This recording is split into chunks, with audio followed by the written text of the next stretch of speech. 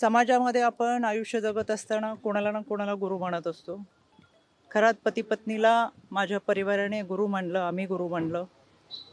आणि काही वेळा तिथं होत असलेला कार्यक्रम, मग तो महाशिवरात्रीचा असेल, गुरुपौर्णिमेचा असेल, या कार्यक्रमाच्या निमित्तानं विद्यार्थ्यांच्या शैक्षणिक साहित्य वाटपाचा असेल, या निमित्तानं आम्ही उपस्थित राहत होतो. यामध्ये एखाद्या व्यक्तीला आपण गुरु मानले आणि त्यानिमित्तानं संपूर्ण कुटुंब आम्ही त्या कार्यक्रमात उपस्थित राहत होतो.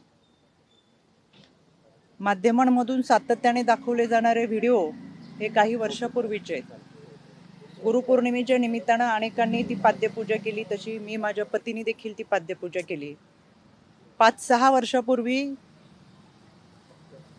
ज्यावेळेस आपण ज्या लोकांच्या संपर्कात असतो, ते 5-6 वर्षानंतर एखाद्याचं कृत्य, एखाद्याची वैयक्तिक वागणूक, त्याचं वैयक्तिक आयुष्य याच्याबाबत आपल्याला कोणतीही सुतराम कल्पना नसते.